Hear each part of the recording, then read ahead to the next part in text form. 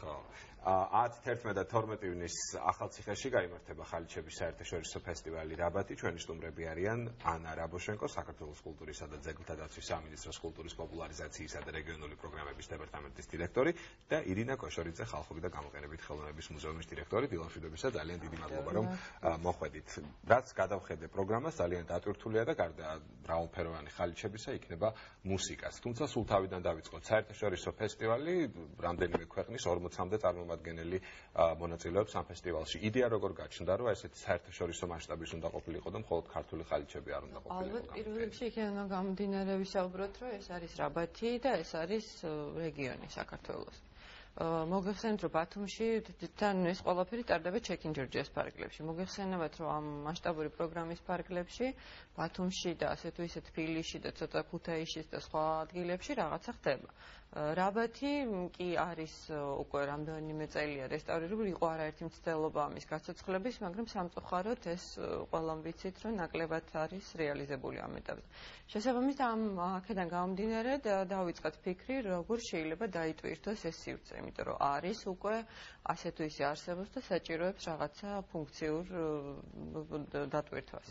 აქედან გამომდინარე, რადგანაც რეგიონით საინტერესო, რადგანაც ბევრი კულტურული მრავალფეროვნება აქ რეგიონს, მით უმეტეს ტრადიციულად აქ ხდებოდა რეალურად ფარდაგის და ხალიჩის ქსოვაც, ამიტომაც გაჩნდა ეს იდეა, რომ ხომ არ იქნებოდა საინტერესო აქ გაგვეკეთებინა. ამასთან დაკავშირებით დაუკავშირდით ჩვენს გამოყენებით ხელოვნების მუზეუმს და შევთავაზეთ ხომ არ იქნებოდათ ინტერესი აქ ესეთი სახის ღონისძიების განხორციელების. რაზეც უკვე 3 მუზეუმი ჩაერთო და ესეთი მასშტაბური იდეით წარმოადგინა.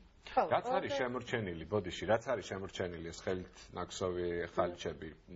რამდენად სანახაობრივია, რამდენად მასშტაბურია ის კოლექცია, რომელიც ახლა ინახება თუნდაც იგივე მუზეუმებში? ისიც რა, ძალიან მასშტაბურია და ძალიან სამბეჭდავია. საერთოდ ხალიჩა არის დეკორატიულ გამოყენებითი ხელოვნების ალბათ ერთ-ერთი ყველაზე პოპულარული მიმართულება, რომელიც დღემდე ინარჩუნებს აქტუალობას. მე არ მინახავს არც ერთი უცხოელი, რომელიც საქართველოში ჩამოდის სამუშაოდ და პირველი არ გარბის იმის აი ამ ძველი ხალიჩების მაღაზიებში. ეს არის ფუფუნება, ეს არის მოდა და ეს დღემდე ძალიან კარგად მუშაობს და ეს ყოველთვის ესე იყო.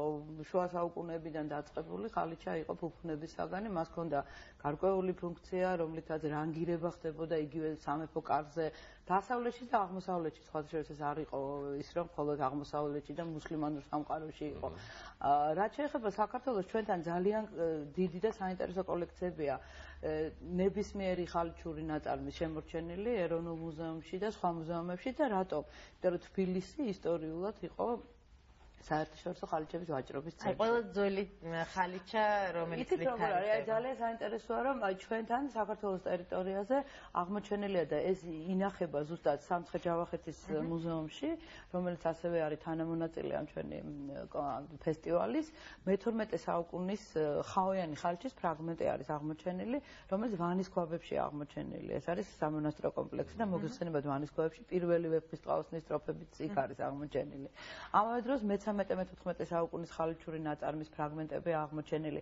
საერთოდ ხალიჩა არის ძალიან და ქსოვილი, საერთოდ არის ძალიან მყიფე, როდესაც იხსნება სამარხი არქეოლოგიური, ის ქრება ძალიან ადვილად იმაში იშლება, იმიტომ რომ ნესში და მიწაში ძალიან, ამიტომ იშვიათია ზოგადად სოფლიოში ხალიჩური ნაწარმი ძალიან ძველი.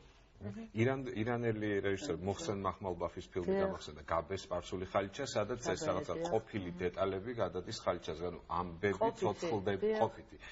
ამბები ცოცხლდება ხალიჩაზე. რეალურად ეს ისტორია, ეს ამბავი უდევს საფუძვლად ხალიჩების შექმნას, რომ აი ჩემი ამბავი გადავიწყო მანიფესტია. საინტერესოა, ეს გაბე არის ერთ-ერთი ეგრეთ წოდებული, ჩვენ უწოდებთ ამ ხალიჩებს აი tribal rugs, ანუ აი ხალხურ tribal ზუსტად არ გავს ტომობრივი ხალიჩები. ანუ ხალიჩა რა თქმა უნდა თავდაპირველად მას ფუნქციური დანიშნულება ჰქონდა, ის აღმოსავლურ მომთაბარე ტომებში წარმოიშვა, მაგრამ შემდგომ ის რა თქმა უნდა სამეფო სახელოსნოებში გადადის, მაგრამ აი ეს გაბე ზუსტად არის აი ეს ხალხური ხალიჩური ნაწარმი, როდესაც აი ნებისმიერი ისტორია მხოლოდ შეეძლო თვითონ გადაეტანა და რა თქმა უნდა ესეთი ხალიჩები უფრო საინტერესოა. იქნება ესეთი ხალიჩები. იქნება ესეთი ხალიჩები. ჩვენ ახლა კაცი ვადევნით მუზეუმში დაცულ ხალიჩებს. და პრინციპში ეს ხალიჩები თუ იქნება წარმოდგენილი ფესტივალზე, ანუ ძროთან ერთად ახალი აი როგორი დოზებით იქნება წარმოდგენილი. აი ეს არის ძალიან საინტერესო ხალიჩები, რომლებსაც თქვენ კადრში ხედავთ, ეს გახლავთ ჩვენი კოლექციის ძალიან საინტერესო მასალა. საქმე იმაშია, რომ ჩვენი მუზეუმი არის შთამომავალი კავკასიის კულტურული კომიტეტის ხელნაკეთი ნივთების მუზეუმის, რომელიც მუშტაეთში აშენდა და გაიხსნა და მისი ფუნქცია მთავარი იყო დეკორატიულ გამოყენებითი და ხალხური ხელოვნების დარგების განვითარება და მთავარი მიმართულება იყო ხალიჩების წარმოება, ერთ-ერთი მთავარი მიმართულება. და ამ კავკასიის კულტურული კომიტეტი ფარავდა მთელ კავკასიას, ანუ აზერბაიჯანში, სომხეთში, თბილისში, საქართველოში, მათ ჰქონდათ დაღესტანში ჰქონდათ ხალიჩების საქსოვი სახელმწიფოებები და ძალიან დიდი რაოდენობით გადიოდა ეს ხალიჩები ექსპორტზე. მაგრამ როდესაც ბოლშევიკური რევოლუცია მოხდა დამოუკიდებელი საქართველოს პერიოდში, როდესაც დაიშალა ფაქტობრივად რუსეთის იმპერია და ეს სახელოსნოები სხვადასხვა ქვეყნებში დარჩა, საქართველოში აღმოჩნდა კონცენტრირებული ინტელექტუალური ძალა, ლაბორატორიები, სამხატვრო ლაბორატორიები და ამიტომ გადაწყვიტეს მესვეურებმა, რომ ეცადათ აი ქართული კლასიკური ხალიჩის ნიმუშების შექმნა და ზუსტად აქ იქნება წარმოდგენილი, მხოლოდ 6 ხალიჩა იქნება წარმოდგენილი, მაგრამ იმდენად საინტერესოა, რომ და ეს დაიწყო დამოუკიდებელი საქართველოს პერიოდში, ანუ საქართველოს ღერბი მოიქცევა წმინდა გიორგის შემდეგ სოციალისტური და ეს იყო ხალიჩები, რომლებზეც მოტივები აღებული იყო ტრადიციული კლასიკური ქართული ხელნაწერებიდან. სამწუხაროდ ეს ყველაფერი გაჩერდა შემდგომ, მაგრამ პოტენციალი ყოველ შემთხვევაში არსებობს. ანა, ხალიჩების ფესტივალის გარდა დაგეგმილია კავკას ჯაზ ფესტივალი. ღონისძიებებზე რო ვისაუბროთ, რაც 3 დღის განმავლობაში საინტერესო შეიძლება რომ იყოს მოქალაქეებისთვის. კავკას ჯაზის ფარგლებში, იცით რომ ძირითადი ნაწილი ალბათ არის საგანმანათლებლო ნაწილი თბილისში ხორციელდება, რაც შეეხება რაბათს, კავკას ჯაზის ძირითადი სეგმენტი, ანუ გალა, ასე ვთქვა და დახურვა იქნება უკვე 11-ში რაბათის ტერიტორიაზე 10 რიცხვში არის საერთაშორისო კონფერენცია, რომელშიც იღებენ მონაწილეობას უკვე ფარდაკს სხვადასხვა ექსპერტები, სხვადასხვა ქვეყნებიდან, რაც ეხება უშუალოდ ფარდაკს და ხალიჩას, ხოლო 10-ში, როგორც უკვე ვთქვით, რაბათის ტერიტორიაზე იქნება არაერთი კონცერტი, საკმაოდ საინტერესო ბენდები არიან ირანიდან, თურქეთიდან, საქართველოსდან და კი ერთგვარი ეთნოჯაზის ელემენტებით და მიმართულებით, ამიტომ მთლიანობაში ეს ნამდვილად ძალიან ესეთი დაუვიწყარი სანახაობა უნდა იყოს და პრინციპში როდესაც ჩამონათვალს გადავხედე ქვეყნების, რომლებიც მონაწილეობას იღებენ ფესტივალში, ერთ-ერთი რაც თვალში მომხვდა, ეს არის ესპანეთი და დიდი ბრიტანეთი, იმიტომ რომ ნაწილობრივ ჩვენი მეზობლები და ზოგადად ამ რეგიონში ცხოვრები ადამიანები კულტურულად მეტნაკლებად ახლოს ვართ ერთმანეთთან. აი დიდი ბრიტანეთი და ესპანეთი როგორ მოხვდნენ და რამდენ მრავალფეროვანია მათი ტრადიცია ხალიჩების ფარდაგების შექმნა. ეხლა საქმე იმაშია, რომ ეს ფესტივალი არის ძალიან კომპლექსური. აქ არიან წარმოდგენილები, მეცნიერები, გალერეების მფლობელები, ადამიანები, რომლებსაც ძალიან საინტერესო პროექტები აქვს აღმოსავლეთში განხორციელებული. აი კონკრეტულად ბრიტანელ ჩვენ კოლეგას რაც შეეხება, ეს არის ედინბურგში ერთ-ერთი ყველაზე ცნობილი გალერეა, რომელიც არის wholesaler, ანუ ხალიჩების ერთ-ერთი მთავარი გალერეა შოტლანდიაში. მათ აქვს პროექტები ინდოეთში, თურქეთში, ირანში და ყიდიან ისინი ხალიჩებს. გარდა ამისა, იქ ყიდვა-გაყიდვა არ არის მარტო, ეს არის ძალიან საინტერესო გალერეა, რომელიც მისდევს ფეხ-და-ფეხ ძალიან ბევრ მოვლენებს, პოლიტიკურ მოვლენებს, მათ ბევრი საღამოები აქვთ ესეთი და ბატონი ენდრიუ გაგვიზიარებს თავის გამოცდილებას და პატარა კოლექცია ჩამოაქვს თავისი.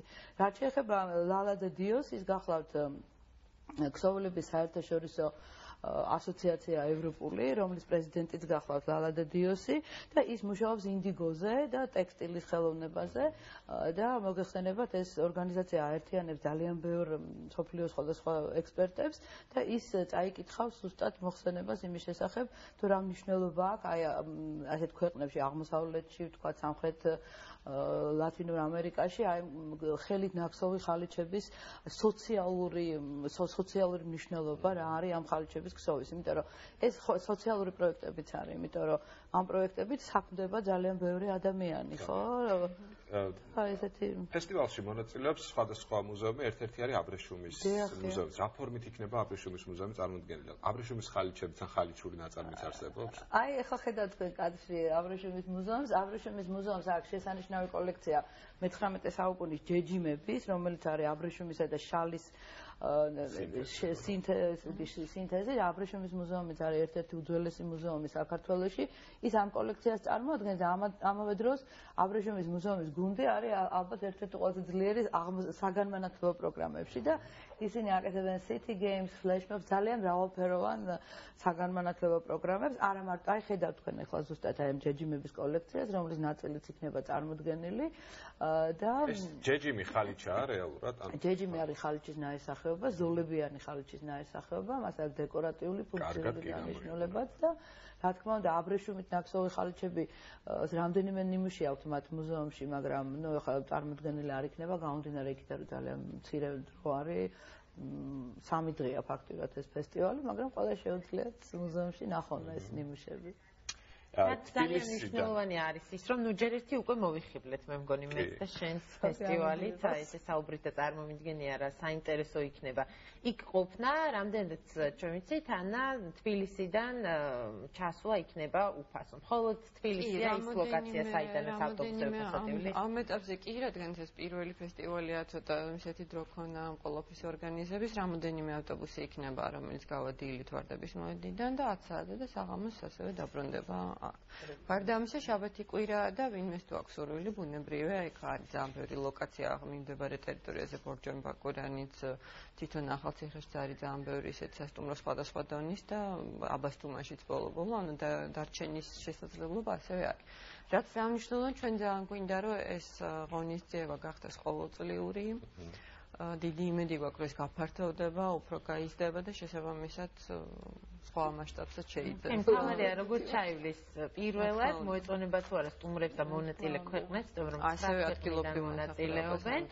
საქართველოს, სომხეთი, აზერბაიჯანი, ირანი, ესპანეთი, ლატვია, დიდი ბრიტანეთი, ყირგიზეთი, თურქეთი. თუ არ ვცდები, ეს არის სრული ჩამონათვალი იმ ქვეყნების, რომლებიც ხალიჩების ფესტივალში მონაწილეობენ, რაც თავარია დამთვალიერებლებს იქ პავილიონში დახვდებათ ადამიანები, რომლებიც ხალიჩების ისტორიას მოყვებენ, ასევე დოკუმენტური ფილმები, იქ იქნება მუსიკაც და მოკლედ ყველაფერი იმისთვის, რომ შაბათი კვირა სასიამოვნოდ გავატაროთ. მე მგონი მე და შენ მივდივართ ჯამში. გონი მივდივართ ჩვენ. ძალიან დიდი მადლობა. 10, 11 და 12 ივნის გაიმართება ხალიჩების საერთაშორისო ფესტივალი ახალციხეში. ჩვენი სტუმრები იყვნენ ანა რაბოშენკო, საქართველოს კულტურისა და ძეგლთა დაცვის სამინისტროს კულტურის პოპულარიზაციის და რეგიონული პროგრამების დეპარტამენტის დირექტორი და ირინა კოშორიძე, ხალხური და გამოყენებითი ხელოვნების მუზეუმის დირექტორი. ჩვენ კი საუბარს ახლა